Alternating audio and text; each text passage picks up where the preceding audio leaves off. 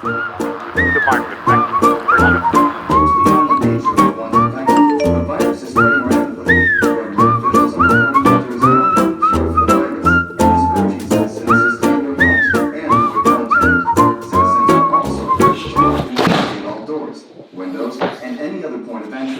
I'll be right back.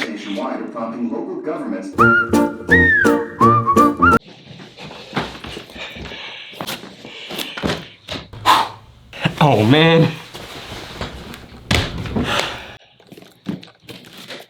Where do I even start?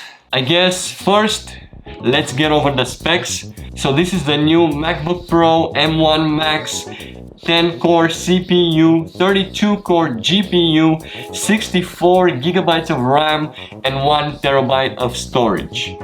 Now, this came out in October 2021, and I guess you could say I'm a little late to the party. So I'm not doing any sort of benchmarks or comparison with other machines. However, I do have some things I want to talk about. But first, let's do some unboxing. You ready?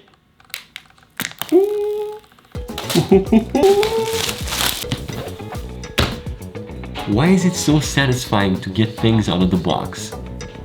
I'll never understand.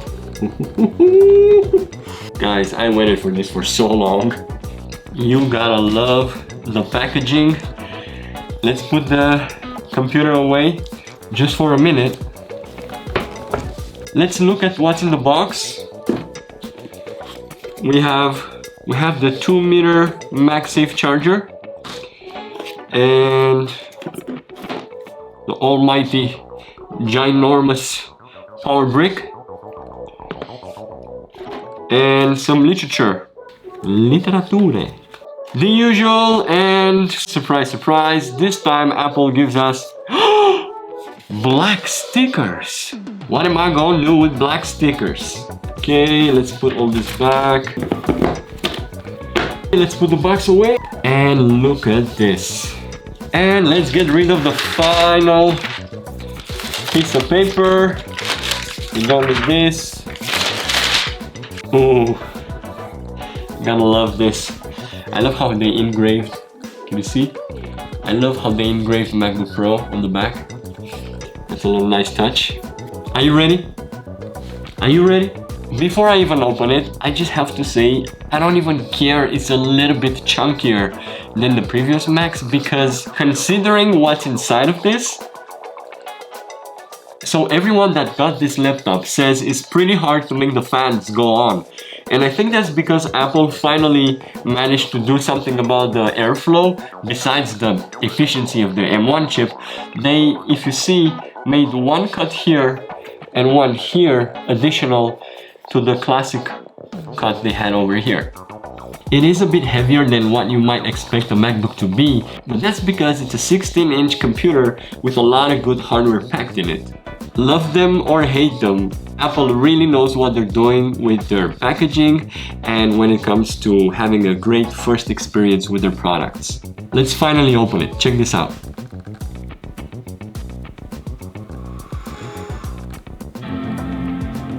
What? How does it know? No, seriously, how does it know? I just opened it. Okay, I don't want this video to be too long. Actually, I stopped the camera for 5 minutes so I can go through all the initiation and setting up the account and everything. So I want to close the laptop just for a little bit and talk about why did I buy this. I'm sorry I have to say it, and as cliche as it might sound, time is money. This laptop will save me so much time on the long run. I thought it is worth putting all the thousands of dollars that it costs. And to be frank, it was more of a connected decision to purchase both the A7S III I'm filming with right now and the MacBook, because they kind of need each other in the workflow that I want to do in the future. Client work, YouTube, or just for fun, these two are gonna be the items I use the most within the next 3 to 5 years.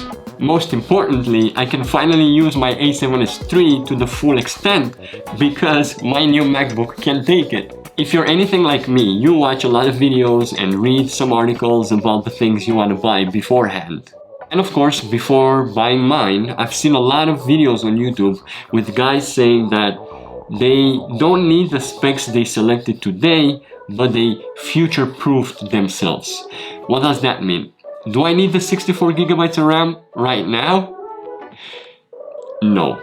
But I also don't want to buy a new computer every year. So, except for the 1 terabyte of storage, I've maxed out the M1 Max.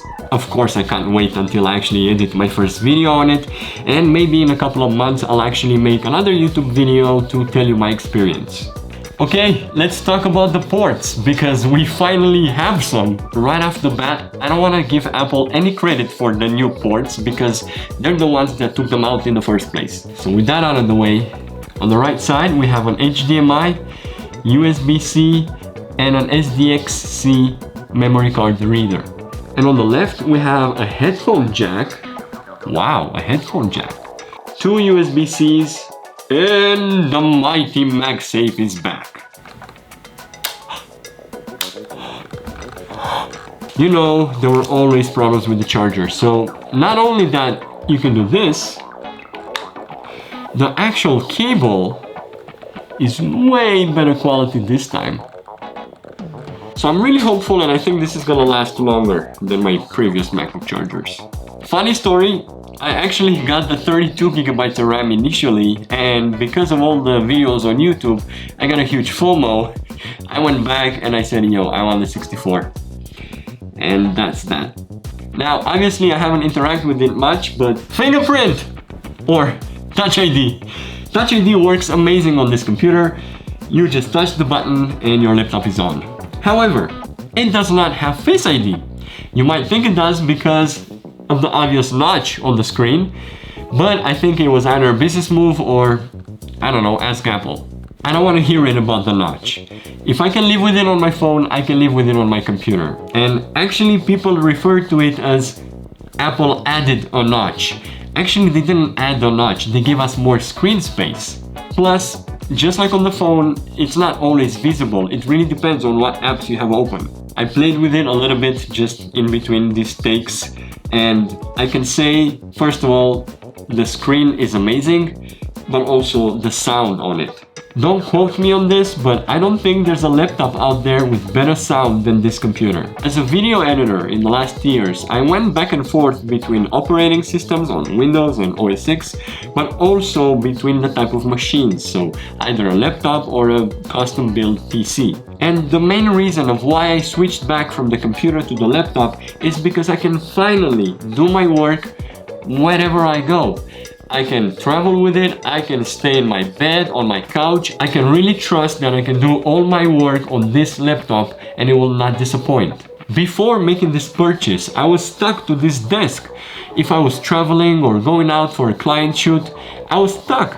I had to come back home and then start editing, you know? The whole process would pause. If I go abroad and I want to vlog, I can probably film and edit in the same day. So yeah. Portability is a big factor of why I made this step. In terms of software, it really bothers me because I haven't decided if I'm gonna continue working in Premiere Pro, switch back to Final Cut, or finally give DaVinci Resolve a try. I guess I'll let you know in a future video. At the time of recording this clip, not all softwares are optimized for the M1 chip, so some of them are still running on Rosetta, and I'm curious how that goes. For now, the only additional thing I bought to the computer is a USB-C to USB-A adapter. And that's because I still have a lot of data on several hard drives that still use USB-A. If you've watched until here and you're hoping for more of a benchmark and comparison, I highly recommend Marcus Brownie and The Everyday Dad.